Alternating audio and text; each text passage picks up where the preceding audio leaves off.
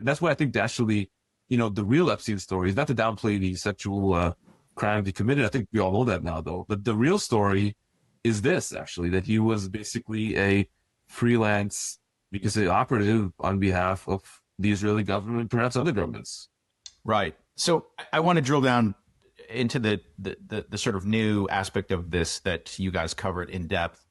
I do want to say, from my perspective, the real story, the one that I think the firewall is still protecting, the dam is still, hasn't broken yet on this, is whether Epstein was blackmailing, figures like Bill Gates or Bill Clinton, top U.S. political figures, and possibly on behalf of foreign interests. And I think that's the most radioactive story here, and the main reason why, there's still such resistance to this coming out. If it was just some rich men preying on young women, I think that could have come out, right? The Speaker of the House would not have said, like, our whole political system could collapse if this came out, or there are huge national security implications if this came out.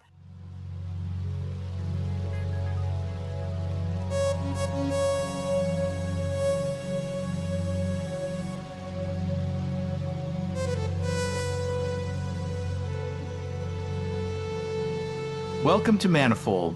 My guest today is Murtaza Hussain, a journalist with Dropsite News. Murtaza, welcome to the show. Thanks for having me, Steve. It's great to have you on. I was on your show, I think it was over the summer, maybe. Your beat is kind of national security, if I'm not mistaken. And on that podcast, we talked about U.S.-China competition. Yeah, it was excellent. It was summer, time flies. It was around the time of the, it was like actually late fall, maybe. It was around the time of the Chinese military parade. It was interesting. It was a good podcast, so I'm glad to have talk to you again. Great. Yeah, sorry I got the dates wrong. The time just flies. I can't keep track of anything anymore. I totally by coincidence just happened to notice that you guys at Dropsite broke some stories on Jeffrey Epstein, and wanted to just touch base with you on that broad topic.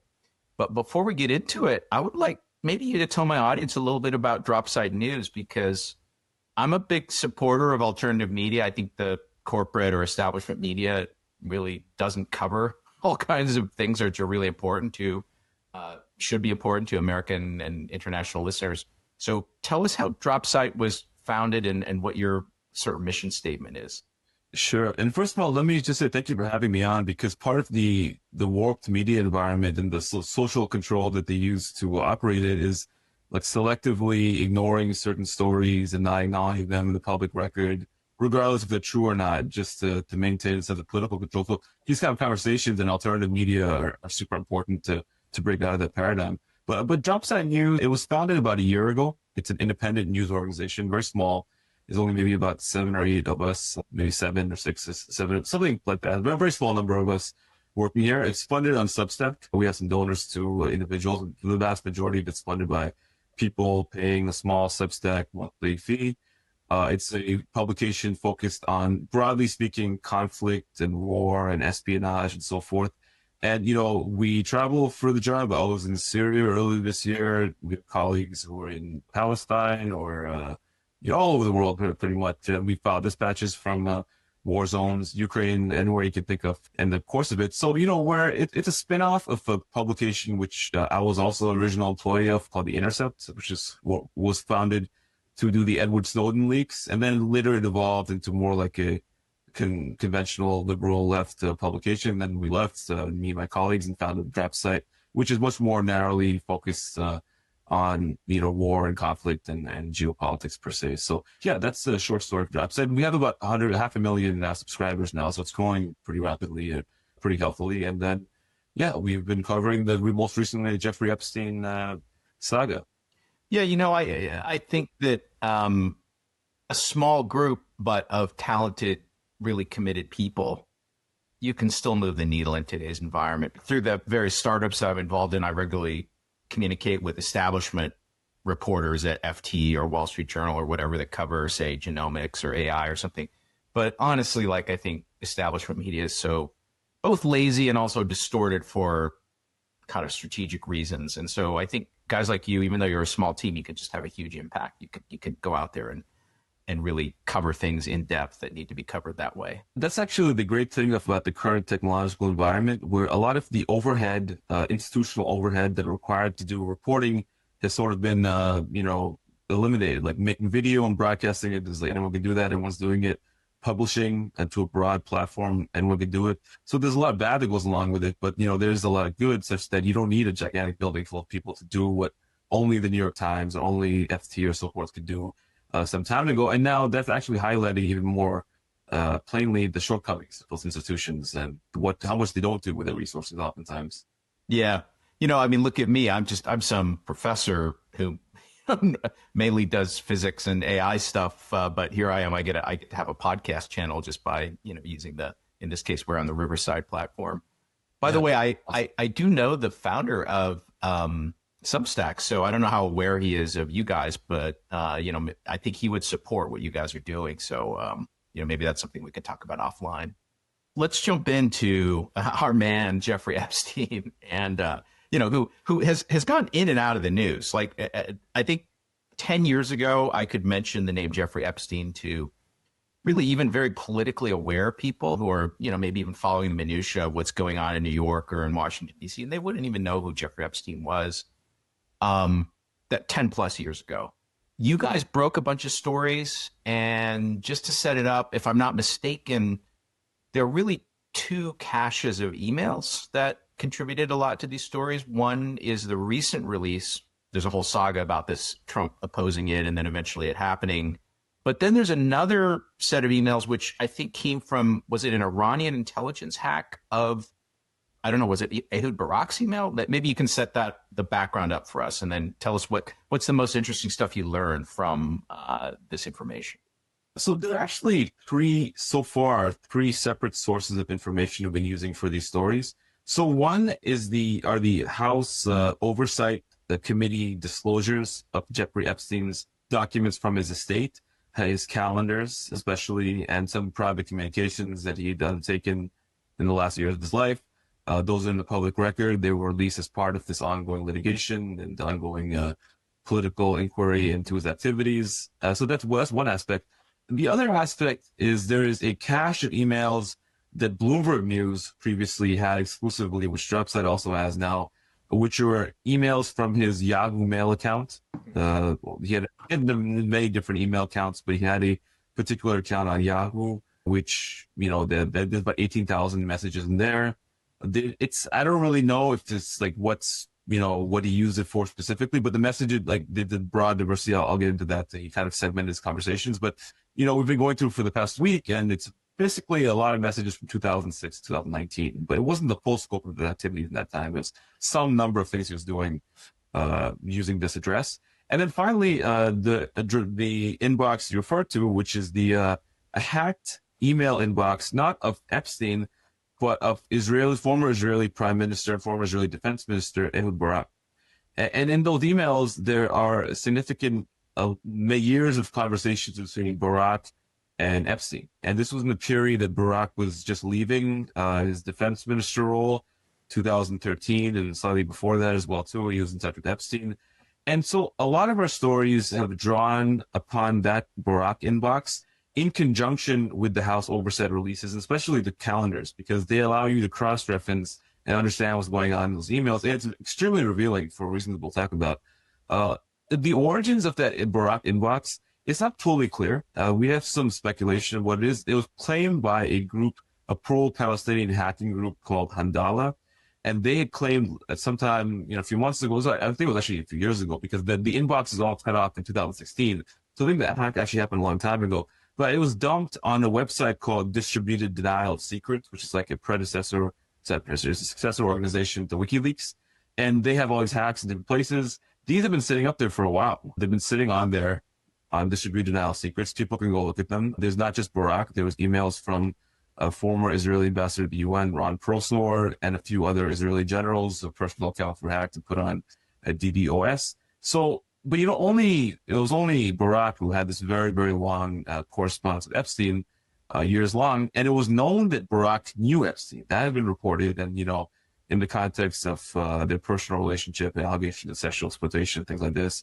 But what these emails show is something much more interesting. I think we'll talk about it, but basically is the long arc of his ties with Epstein and what they were doing together for many, many years. Just to clarify a couple of questions about this, specifically the email situation. So are there people who claim the Barack hacked emails are not real, or has it more or less been established beyond reasonable doubt that those are real?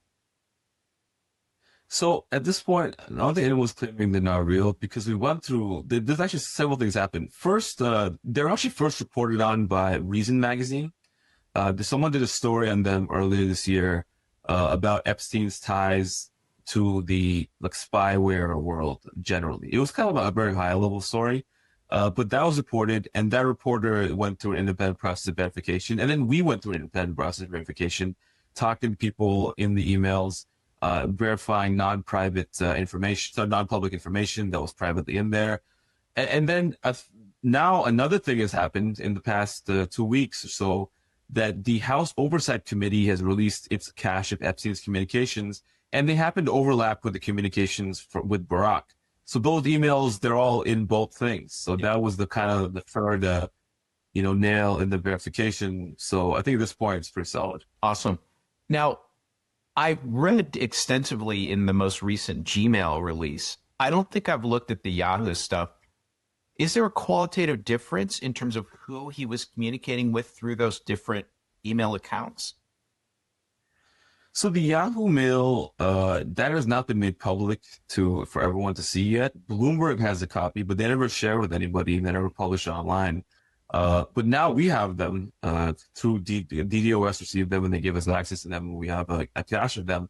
So, we're going to try to make them public so people can go through them themselves. The issue is that, obviously, the one issue in his emails is that this is a period of his life when Epstein was very involved in sex trafficking. And it seemed like he was involved in this throughout his life. But he was using this email, at least for a certain period, extensively to engage in that behavior. So to just dump it online, I think maybe this is part of the reason Bloomberg hasn't done it. You could imperil people's privacy. You could further victimize people inadvertently by doing so. So for us to do that, we'd have to vet them very thoroughly, which we're going to try to do, and then see if it's safe that we can release it publicly thereafter. But then, I think people will get a lot out of it because then other things went on there too. But, that's been the barrier and impediment to sharing them publicly, at least to date. So I think before we start taping, I mentioned to you that I'm sort of it's a little bit of a joke, but I fancy myself an Epstein scholar. Because even 20 years ago, I knew people who knew Epstein. And Epstein had a certain reputation in finance because he exhibited wealth as if he were a 1 to 10 billionaire, but no one ever knew how he made his money. Nobody traded with him. All the big trading desks on Wall Street at the big banks and hedge funds never traded with him. So there was always a mystery, like, how did this guy make his money? So there was a lot of fascination with him. And also, through the physics community, he had a genuine interest actually in frontier science and physics. And so there were a lot of people I knew who had gone to his island or knew him, and they were in the Gmail cache that became public. But I'm curious, in the parts of the emails that overlap chronologically, is he using sort of only the Gmail to communicate with one set of people, and there's a completely disjoint set of people that are in the Yahoo messages, or has he just got 2 email accounts that he's using all the time? Can you just say something about that?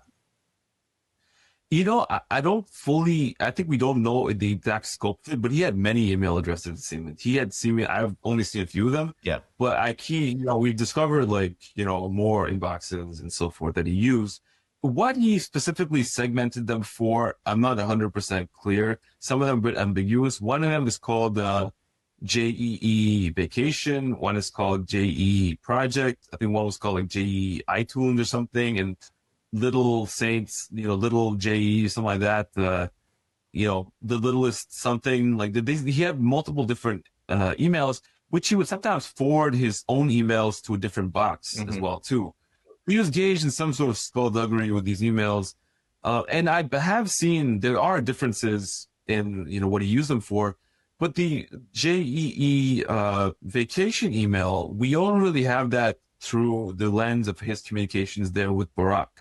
So one could surmise that based on what we see, of what we've seen so far at least, and its provisional kind of conclusion, it seemed like the JEE vacation email may have been more used for his global espionage and back-channel diplomacy activities. That's the impression one gets from seeing his correspondence with Barak. Whereas the JEE project emails may have dealt more with his dealings with academia and his sex trafficking and his communications with his lawyer and so forth. But again, I can't know that for sure until and unless we get the full cache of the JEE vacation emails. But that is what it seems from the outside. Got it. Okay. Maybe we should move on to Ehud Barak. So, I remember years ago seeing photos of Barak coming and going from Epstein's mansion, and sometimes he would wear, I forgot what these things are called, keffiyeh. He had something to disguise his face, but the paparazzi caught him coming in and out of there regularly, and even with a girl, I think, at one point. So I think it was known that he and Epstein were close, and that he stayed at the residence just off of Central Park. Also, that they were involved in business. Maybe tell us what are the new things that you learned recently about this? So this is a profoundly interesting topic. Like everything you said, we've reported, but also what you said about the photos and the stories. Because I saw those stories years ago too. Before I get into our stories, there's a very important domestic Israeli political context in the story, which is only going to become more salient, I think, and becoming salient in the last 24 hours, even so as well. But basically, Barak was somebody who was like kind of on the left of Israel, the center left of the Israeli political establishment. And he had deep, alienation and rivalry with the people currently in power in Israel, in Netanyahu and the Likud party and so forth. He was more of the labor bloc. So, these stories about Barak, and this does not mean they're not true. It's just that it happens. Like there's these very aggressive stories about him alleging his involvement in, sex trafficking with Epstein and, sexual assault and so forth. There was the story you mentioned, the Daily Mail story, which, actually he was not, and this is the psychological thing they did. He was not actually with the women in those photos, but they just put some women who were leaving the house, maybe roughly the same time, maybe not, in the same headline with him to make it seem that he just come out of an orgy or something at Epstein's house. But, it was kind of like interesting because actually, maybe he was doing that, but that was not exactly clear from that. And then very recently, I think about a month ago, Virginia Giuffre, her book came out, who's one of the victims of Epstein. And in the book, she alleges a prime minister, an unnamed prime minister, raped her, and very graphically and so forth. But she doesn't actually name him. But, it could be him. It seems like there's very strong sort of visual evidence it could be him. But she never says that explicitly. But the New York Post, also a very right-wing newspaper, which is very pro-Israel normally, they put Barak's photo in the story about this and basically drew the conclusion that she never drew, fearlessly without fear of defamation or whatever could be there. So, these publications, the Mail and the Post and so forth, they're kind of more aligned with the Israeli right. Yeah. So they love this story because they love the idea of tearing down Ehud Barak. Regardless, even if it's true, they just would embrace it in a way they would not because they see him as a political rival. So this is kind of the subtext, and the subtext is becoming more and more salient now as the Israeli media starts taking note of the story. But, our stories are actually not really about Ehud Barak's putative involvement in sex trafficking. They're about something totally different, which the media has not covered at all, which I think is the real Epstein story, which is that Epstein and Barak, including during the time that Barak was defense minister in Israel, and likely we only have the emails from 2012, 2016, for the most part of their communications, and he was defense minister until 2013. That relationship did not start in the 2012. It's clearly, midstream we caught it. They had a very close relationship, and Epstein was effectively working with Barak, I would say, actually, to further the goals of the Israeli security establishment, Israeli intelligence-linked tech and surveillance firms, and helping Barak conduct back-channel diplomacy on behalf of the Israeli government. So he was somebody who, I don't believe people asked me, and they said even before we writing about this, was he a Mossad agent? I don't think he was a Mossad agent. He was something very different. He was somebody who, through his relationships with the Israeli elite and elites in other countries, in Russia and the US and Europe and elsewhere, Africa and Middle East, he was somebody who would act as independent actor supporting Israeli strategic goals. And Barak, in the correspondence, would rely on Epstein to help him accomplish these goals, but also help him make money. He would help him, once he left defense ministry, become a very wealthy private contractor selling Israeli surveillance and security tools to foreign countries over many years. And that's really what our story is about. And that's why I think actually, the real Epstein story is not to downplay the sexual crime he committed. I think we all know that now, though. But the real story is this, actually, that he was basically a freelance, because an operative on behalf of the Israeli government, perhaps other governments. Right. So I want to drill down into the sort of new aspect of this that you guys covered in depth. I do want to say, from my perspective, the real story, the one that I think the firewall is still protecting, the dam is still, hasn't broken yet on this, is whether Epstein was blackmailing, figures like Bill Gates or Bill Clinton, top U.S. political figures, and possibly on behalf of foreign interests. And I think that's the most radioactive story here, and the main reason why, there's still such resistance to this coming out. If it was just some rich men preying on young women, I think that could have come out, right? The Speaker of the House would not have said, like, our whole political system could collapse if this came out, or there are huge national security implications if this came out. I don't think Johnson would have said that if it weren't something more akin to what I just mentioned. But we can get to that later, because I know that wasn't the focus of your recent investigations. I think I can shed a little bit of light on what you guys recently covered for two reasons. So my first startup, which was founded back in 2000, so 25 years ago, was in encryption and information security. And we had as one of our investors the CIA venture fund. So we were in that world. And I know many Israelis who are in that world for a very specific reason. In Israel, if you're a high school student and you're one of the smartest kids in Israel, you test extremely high, you can, rather than serve in the ordinary military, you can get into two different programs, one called Talpiot and one called Unit 8200. Talpiot is a little more focused on sort of basic research. It's physics, math, computer science majors. 8200 is a little more focused on signals intelligence, so specifically like communications and spying and SIGINT. Both of those programs allow you to go to university and get a very special set of degrees and training in practical defense-related stuff, as well as highly theoretical advanced stuff. And these are the smartest kids in Israel that get into this program. The alumni from that program are very disproportionately the CEOs of tech companies coming out of Israel. And you meet them all the time in Silicon Valley, especially if you work in information security. You meet them all the time more broadly in other technology areas as well. So that's a thing. And it's very common, as you know, for someone who's had a whole life in politics.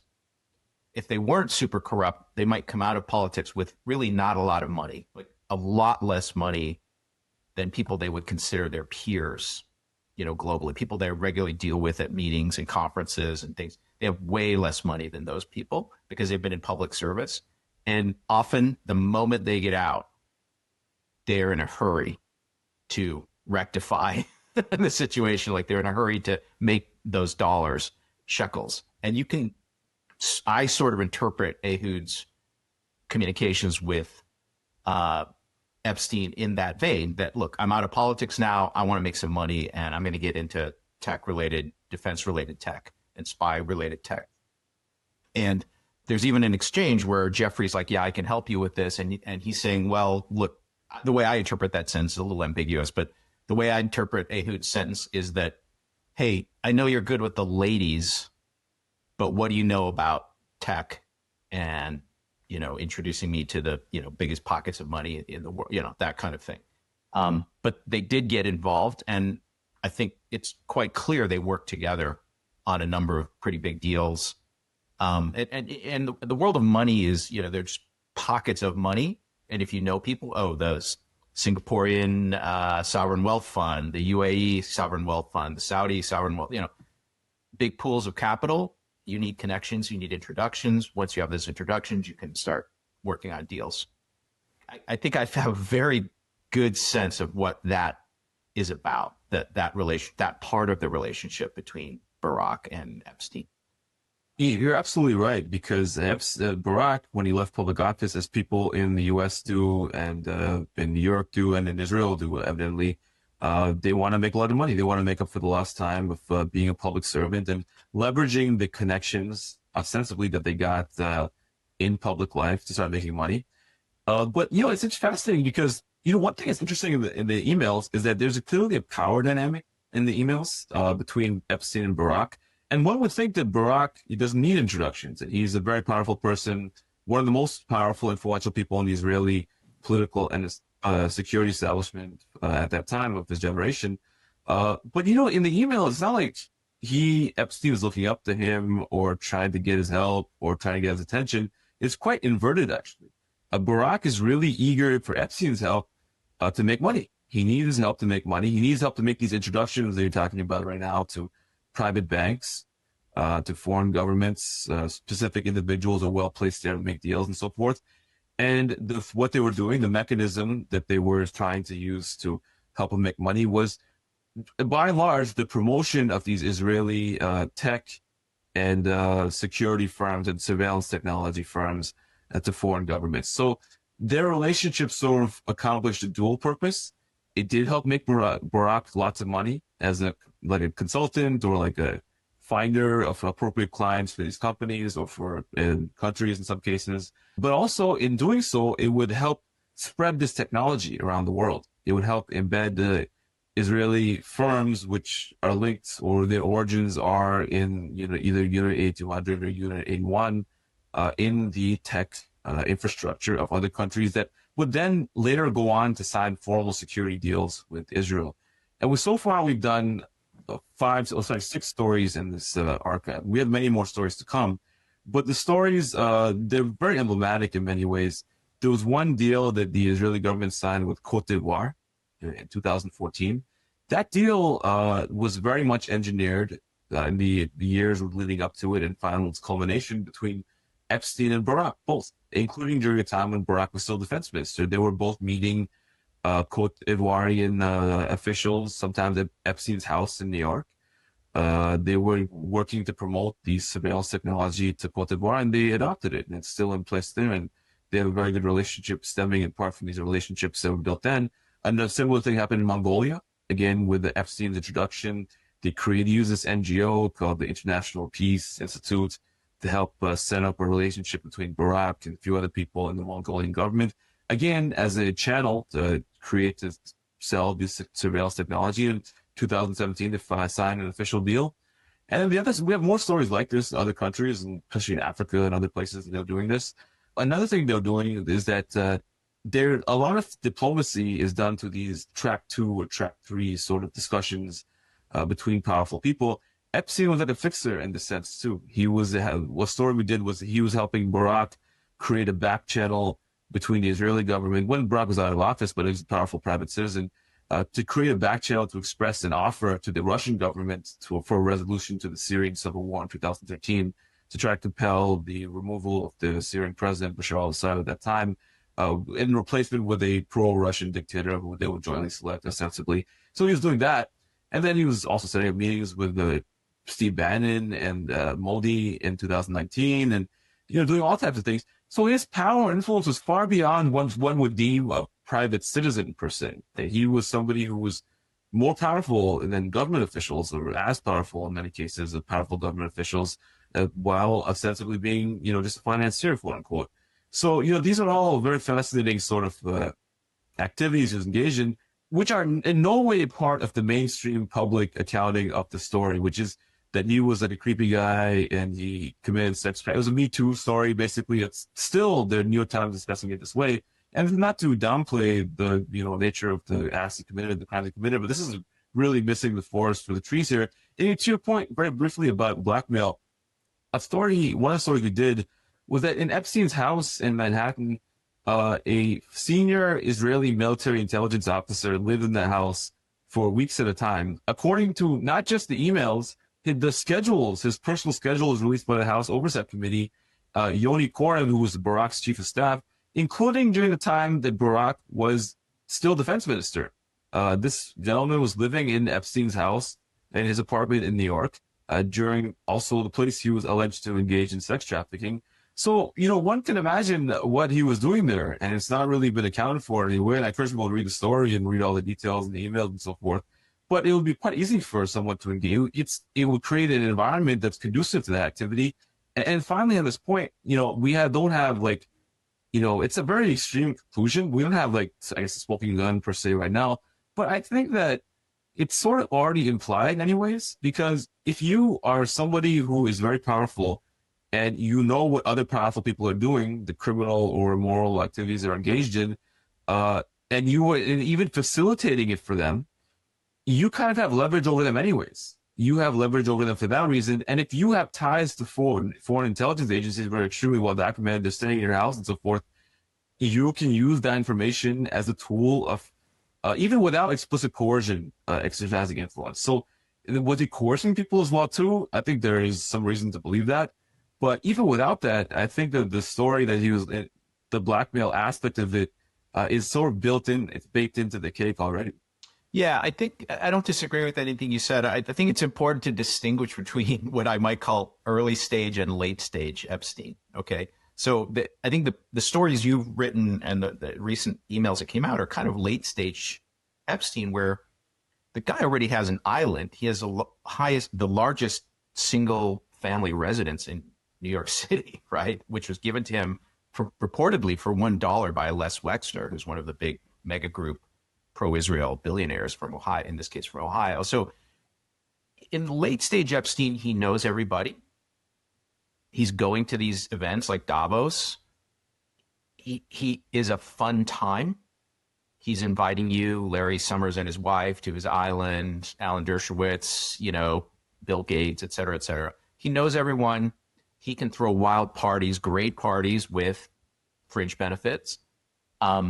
He's a man of mystery because, he's reportedly a financier who might actually be able to help Leon Black or somebody like that save $100 million in taxes through some fancy, legal maneuvers in Cayman Islands or something like this. So there's no reason why, if I were a big hedge fund manager or I were Minister of Defense of some European country, if I met Epstein in a party, I would get to know this guy. He's a very interesting guy, smart guy, has beautiful ladies hanging around with him, super rich, obviously has his own plane.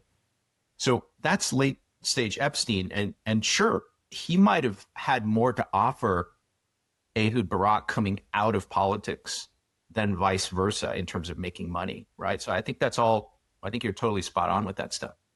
But how did Epstein get there, right? You have a guy who didn't complete college, was teaching math and physics at Dalton, worked at a couple banks, maybe got fired, not sure what actually happened. Somehow he went from that to living a 1 to 10 billionaire lifestyle. And in that early phase, what happened? And, that early phase does overlap somewhat with, early photographs taken with Bill Clinton and so already some big figures, right? So there's a whole timeline here. We're really talking about, I think when he was hanging out with Trump the most was in the 90s probably, right? So we're talking about a 35-year arc for this guy, to the extent that he might have been running a kind of honeypot operation to accumulate blackmail leverage, whether for himself or for foreign powers. That was more early Epstein, I think. But later on, I think he was just living it up and just doing whatever he wanted, and was already probably regarded as a resource. If I were the Russian secret police and I wanted some information, I might just send a guy to talk to Epstein, right? Because he knows everybody and he might be able to help. So I just want to distinguish between it's a 35-ish year arc for this guy. And actually, this is something I'm really interested in your take, Steve, as well, too, as someone who was like, followed Epstein and taken interest in him for many years, because this early part of his life, I've also been looking into it, and there is a degree, intrigue is putting it lightly, but there's he was like he was involved in some way, perhaps in Iran-Contra, and he had ties with Adnan Khashoggi and so forth during that time. And there is there's different working pieces. I think a thesis may be that he was like a very proficient money launderer, and money laundering is a tool that is useful for intelligence agencies. So we're one to, so if we're one to be engaged in that. That could open a lot of doors. And there's also this organization, there's actually, I think, a Pakistani bank was called BCCI, which was also involved in a very institutional way in this sort of crime and all money laundering and all the worst financial crimes, but also sex trafficking. It was involved in sex trafficking of women to Gulf Arabs and other people. So, there seems like a symmetry there between Epstein's rise and his tactics and the things these people are doing, Adnan Khashoggi and others, that may make sense.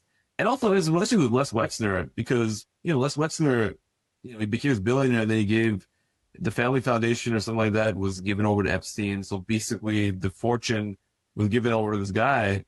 Who gives over their family the $1 billion fortune power of attorney to anyone other than maybe your son or something? You just give it to him. It's all very strange. And, I'm really curious your take, but there's something in here that's like the mafia or something as well, too. There's like a mafia-esque. Well, the whole parastatal way that they operated and all this stuff, the murky origins, is interesting. But I'm very curious your analysis of it. Yeah, so I would love to. Okay, first of all, I'd like to maybe send you down a rabbit hole for your future research with a guy called Ari Ben Menashe, who's a very well-known figure he literally was held in federal prison, the same facility where Epstein was later killed or suicided. Ben Menashe spent a year in that federal prison under charges from the federal government, U.S. federal government, related to Iran-Contra. And he was an Israeli intelligence operative.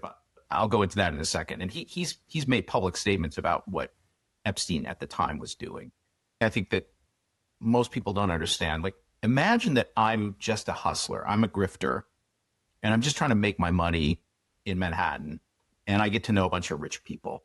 And maybe I have access to girls, and I get some of them in trouble with the girls, and I blackmail them or something, right?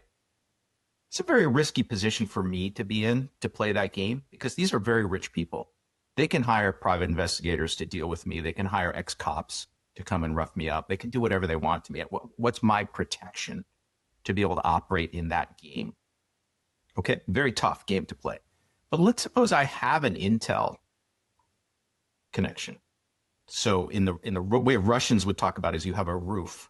In the post-Soviet era, when things were really rough in Russia, all businessmen had to have a roof. That would be some mafia or intelligence or state organization that's protecting me. Otherwise, I get extorted by other people. So if you're working with an intel service, like let's say you're providing this compromat to an intel service, the rough stuff they can handle. Because if let's say I'm blackmailing some hedge fund billionaire and I'm just like, look, you slept with this girl at my house, would hate for your wife, Janet, who I love, to find out about this. How would you like to invest in this new fund that I'm setting up in Cayman Islands, right?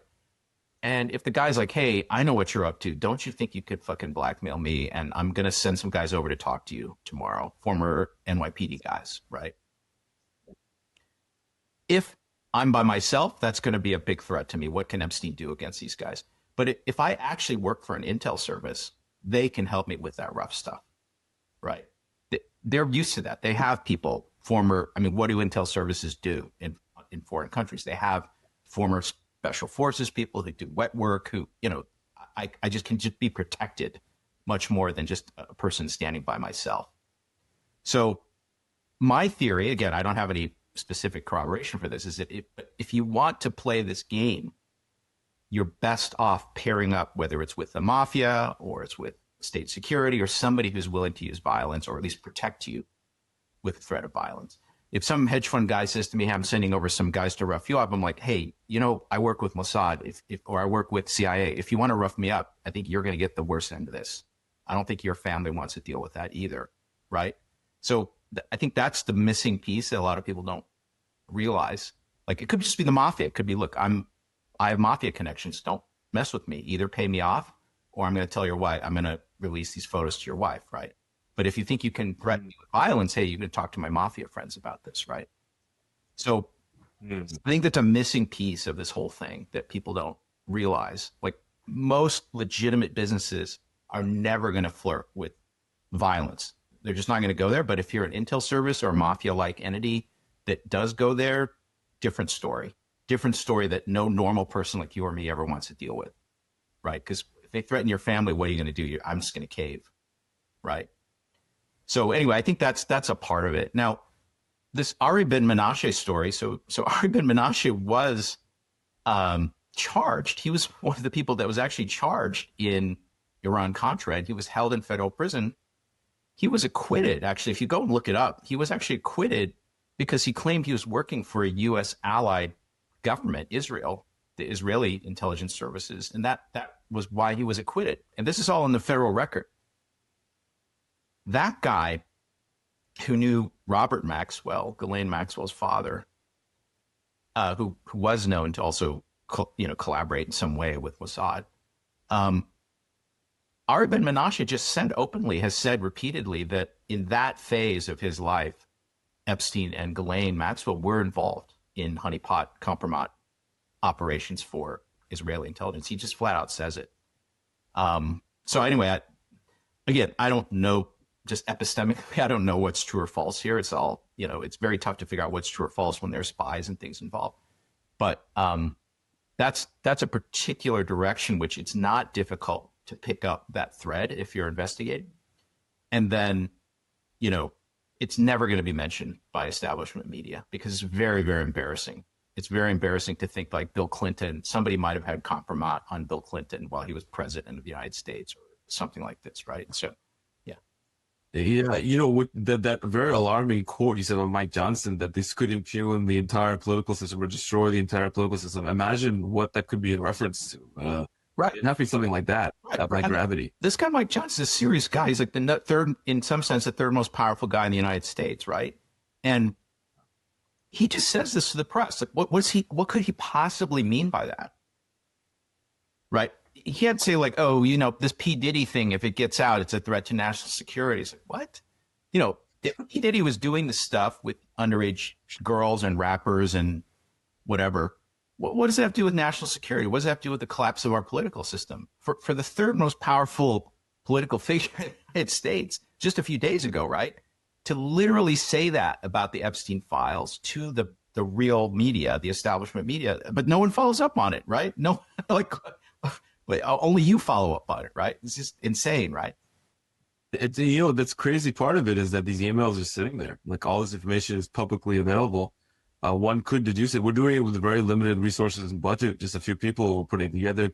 The New York Times and the whole building of people in Midtown Manhattan, Washington Post, all Financial Times, they are just not interested in. They're actively, and I would say egregiously ignoring it, in fact. And a very funny thing happened the other day, and it played out again today as well, too. It continued. So the person who actually broke the matrix about this a little bit was Benjamin Netanyahu.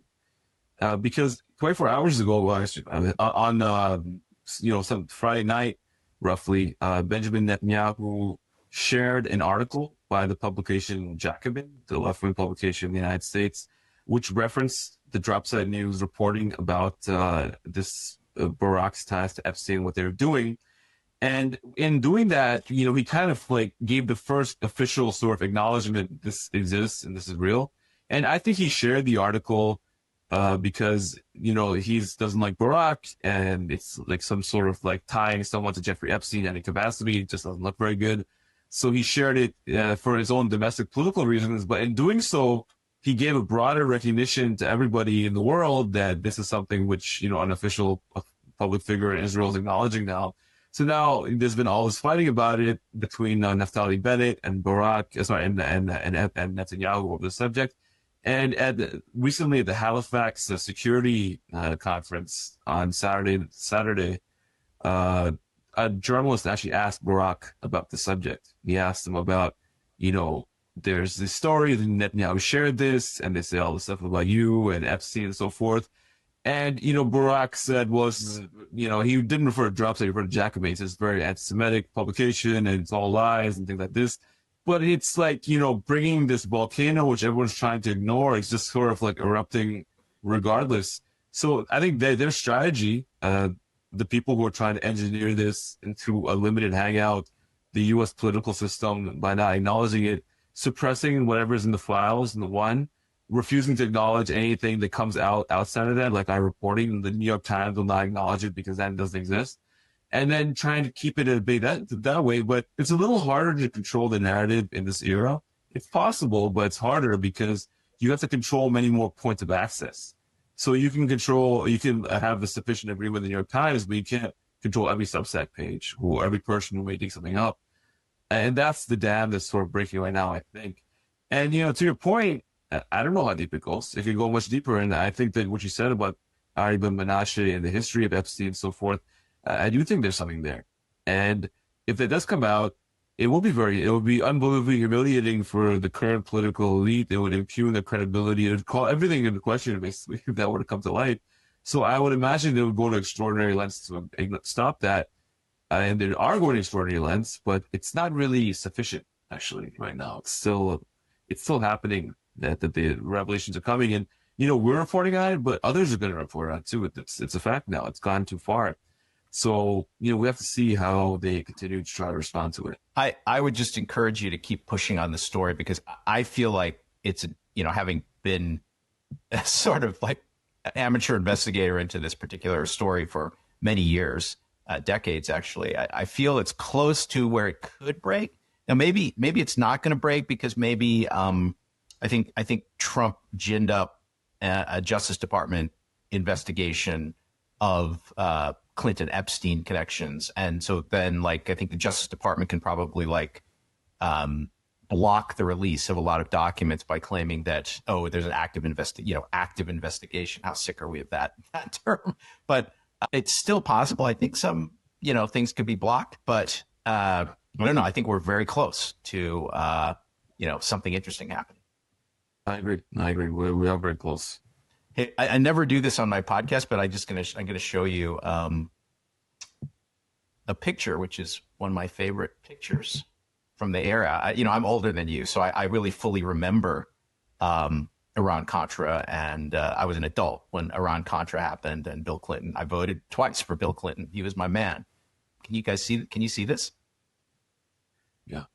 Yeah. It's a little amazing. No, I don't know how many people have seen this photo, but isn't this one of the most amazing photos of all time? Incredible photo. Well, what year was this photo taken? I don't know, but judging from that monitor, I'm guessing it's a 90s photo. Crazy, huh? It's an amazing photo. Yeah. Unbelievable expression and everything. Or maybe I should learn how to do, introduce more visual content into my podcast. Maybe I'll get more views. But so to me, what could happen next, there are different possible branches we could end up on. One branch is that they managed to suppress it because now there's a DOJ investigation. And so even though this thing passed in Congress, they're still going to be able to withhold a bunch of stuff. And maybe that'll happen. On the other hand, maybe stuff will get out. And I think it could be, I think the real, again, I'm speculating here. I'm not saying I have this with high conviction. I know this with high conviction, but it seems like the U.S.-Israel relationship is what's sort of hanging in the balance here. And if it is revealed that Israeli intelligence was using compromise against U.S. politicians or something like that, that would just be pretty devastating, right, if that came out. And so I think that, to me, is a possible version of what happened in the early Epstein days and why this stuff is so tightly blocked today. That's my hypothesis. I agree. And, it's funny because I think that they would take extraordinary lengths to prevent the release of that information because so many people are invested in that relationship, and just how damning that would be. I think that they would do whatever they could to stop that. Well, a funny thing is that I think that whoever's doing the releases, they made some errors because not just inconsistent redactions, but, the thing with Yoni Koren, that is actually, you gave a huge data point there. Yoni Koren, the military intelligence officer, that was in the House release. That was in his calendars. So the government released information, and they redacted other stuff, but they released information showing that a serving chief of staff to the Israeli defense minister was living at Epstein's apartments, and military intelligence officer living in his apartment on numerous occasions, including while Barack was the defense minister. That is an astonishing detail to release. So I have to think that it was released maybe by accident, or I don't know. Maybe I don't know what's redacted. Even Like what's not redacted is so bad, but yeah. Even if you put a crack team of aligned FBI, CIA people to go through all this and make sure nothing gets out that you guys are going to seize on, mistakes are going to be made. I mean, think of how much information is in all that stuff, right? And so it's quite plausible that it's just a mistake, and they didn't really think about what the consequences would be. And you know, plenty of people will just say, "Oh, you guys are anti-Semitic." Even noticing that the chief of staff of the Minister of Defense of Israel was living at Epstein's place for weeks at a time, like that alone can't be discussed as anti-Semitic. So who cares if it gets out, right? That's the emerging narrative about it, and I think it's kind of a politicized use of a serious accusation, but that is what people are trying to say without engaging in the substance of it, actually. So criticisms of it will be that this is just conspiracy, that's Semitic and so forth, but without actually talking about what was reported, because the details cannot be engaged with, because if you engage with the details, then it's all over, because, it's just, you didn't make it up. It's literally in the House Oversight documents. So that's what, Sorry to interrupt you. To make a joke, actually. Let me state for the record, I am not anti-Semitic. My hero is Richard Feynman, Jewish American physicist. And, you actually look a little Semitic to me, actually. Just kidding. Well, most of my intellectual influences was growing up were Jewish. Like, it's such a spurious accusation. And the drop side, their editors are Jewish. Like we have, it's like calling someone, it's been politicized to the point where it's like in a communist regime, you would call someone a fascist. Like it's like that type of regime language is being used. Empty language. It was being drained in the meeting. Yeah, it's being drained in the meeting, which is very unfortunate. But I think it's kind of like being less effective now.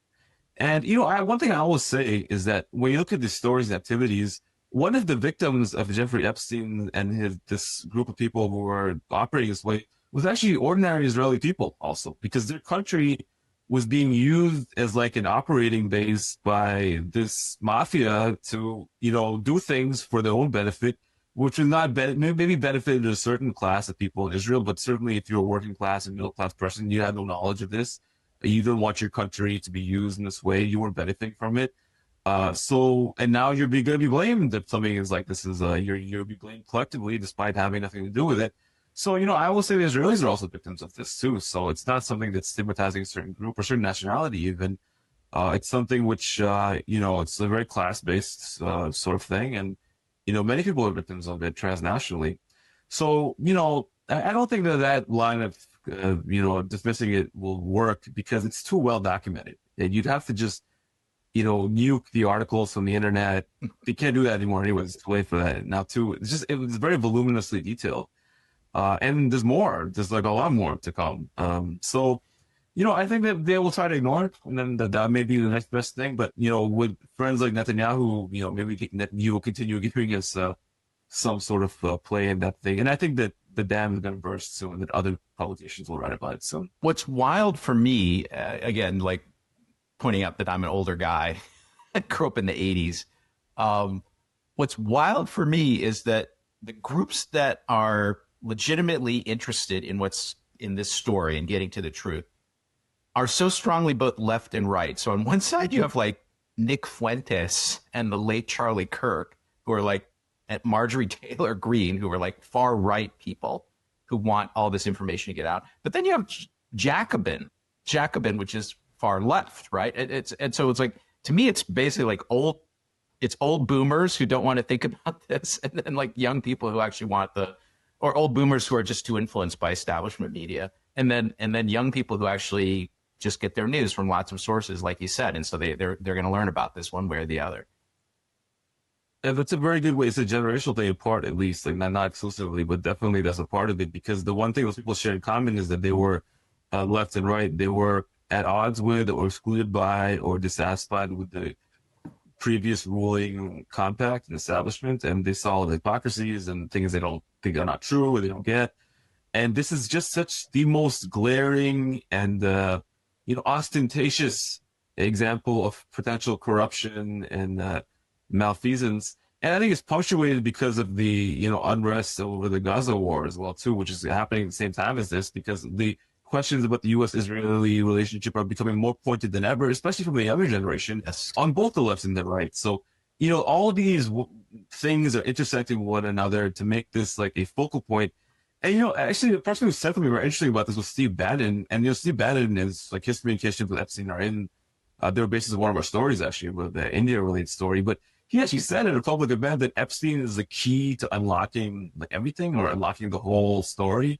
And that was very interesting for him to say because, I think there's a grain of truth in that, or a strong degree of truth, because he's emblematic of the corruption of a certain era and a certain consensus in American politics, which, some people are very interested in holding together, and a lot of people are kind of seeing through at this point. And, Mike Johnson's right. If you do see through at that point, it could be very injurious to the political system as a whole. Totally agree. Let me throw out another piece of history which is very relevant to this whole thing, which you might be interested in. I got another rabbit hole you can go down. So, but as a longtime Epstein scholar, I'm steeped in this kind of stuff. So, a lot of people think compromat, the idea that people are blackmailed, is just fanciful. It doesn't really happen, or that spying doesn't happen. That it's not really used in the way that people claim Epstein maybe was using it. Even though they were willing, half the country was willing to believe that the Russians had compromised Donald Trump for years and years. Some of the people still believe it, right? But when you bring it up in the Epstein context, they say it's just conspiracy theory. It's too fanciful to be true. But let me give you a real historical example, which is very famous. There's a huge Wikipedia entry on it. It's even been made into movies. It's called Salon Kitty. Salon, S-A-L-O-N, Kitty. Kitty's the name of a woman. Salon Kitty was a huge brothel operating in Berlin, and it was secretly operated by the state security services of the Nazi Party. So there was a huge brothel in Berlin. The Nazis used it not just to spy on foreign diplomats, rich people who passed through Berlin. They used it to spy on their own people. So if a general came back from the Eastern Front and he was sleeping with some woman in the brothel, they would record every conversation. They had miles of tape. This is the 1930s and 40s. They had miles of tape, audio tape, of all the conversations that happened in this big building. If a general came back from the Eastern Front and they wanted to know if this guy was loyal to Hitler or, thinking some thoughts that he wasn't supposed to be thinking, they were interested in that. They were monitoring their own people. They were monitoring foreign diplomats, foreign dignitaries, businessmen, etc. It's an established fact that this thing ran for years and years and years, and it's a matter of history. So the idea that no one's doing this anymore is just stupid. It's so much easier to do it now. Then that was very advanced technology for the 1940s to record every conversation happening in every room of this building. Now I can do it trivial. I can put a little tiny, completely undetectable web camera in a room, and you'll never know that you're being recorded, right? So, and Epstein could have done the same. In fact, I think the reporting, I'm curious what you think. I don't know how strong the reporting is, but it's been reported many times that all the rooms in his New York residence were actually wired up. So, and there was a huge central control room in what used to be a bathroom on the ground floor. I've read that in many accounts. I don't know how true it is, but so if that's true, then his residence was a giant Salon Kitty of Manhattan, right next to Central Park. I have seen that same information as well too. And if you deduce the two things, intelligence agents living the extended time in your house, the control room, the cameras, it's a tremendous I don't know the word. It's a tremendous Venn diagram of things which cross over that make it very plausible that Dell exactly what it's doing. I seem to recall seeing a news story that because of one of the civil suits, there were various victims groups that sued, I think, the estate of Epstein or whatever. In some of the civil suits, I think introduced as evidence was an inventory taken by the FBI when they raided Epstein's residence in New York. And I've seen reporting on that. I don't remember if I've actually seen some item, like an item list, but that supposedly lists many, many binders of information with discs. I mean, old technology, like, discs, maybe photographs or audio or whatever, but in a binder format with different, pockets. And I mean, there was some actual explicit reporting. And that only came out. The FBI now claims it can't locate any of that stuff, but that was reported. And I think it came to light because of a civil suit, that somehow the court got access to this inventory of FBI inventory when they raided the house. If I had a team of journalists, I would ask them to go look into that. Yeah, that's actually very interesting. I will make note of that, actually. I mean, they should. If the FBI raids a residence of a prominent figure like Jeffrey Epstein, and like, apparently they drilled the safe. I've heard that said many times, that they drilled a very big, effectively kind of walk-in safe, huge safe. They drilled it. And surely there's an official document inventorying all this stuff they took out of the house. Like, surely that's part of like FBI or police procedure, right? So surely those documents exist. Right? So they just won't, Mike Johnson won't want them out.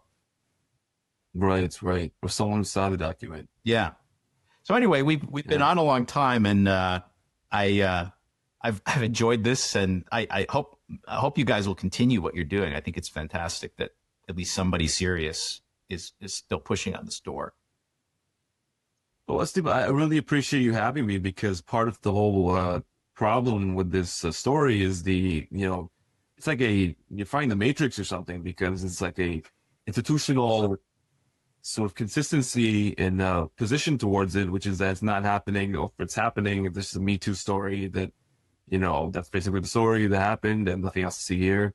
But, because of the fact we have the ability to broadcast and speak and report independently without the need for intermediaries any longer, and to channels like this and Dropsite, whatever, it's kind of makes it harder for them to, have these sort of maintain a narrative which we all know is false, or at least is woefully incomplete. So yeah, thanks for having me and discussing it, because it does help push back against that. Yeah, it's been a pleasure. And let me just say one final thing, which is I don't think either you or I are downplaying the Me Too, the suffering of the women here that were exploited. Obviously, that's super important. Really, yeah.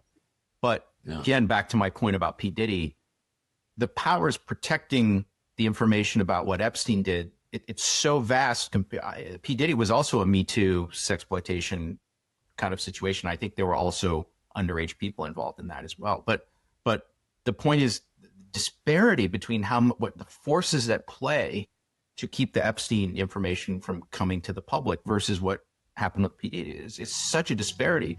And I just can't imagine the Speaker of the House saying what he said, I think it was less than a week ago, about the P. Diddy information, right? He only said it about the Epstein information that would shake the foundations of our political system and jeopardize national security. What could he possibly have meant? What could he, the third most powerful political figure in the United States, what could he have meant with those comments? Right? People should ask. Right. Absolutely. Yeah. So, all right. Well, thanks a lot. Let's keep in touch on this. I hope you guys break some more stories and I can have you on again. We'll have many more stories in the weeks and months to come. We have a lot to go through in there. Yeah. So keep you soon. Awesome. Yeah.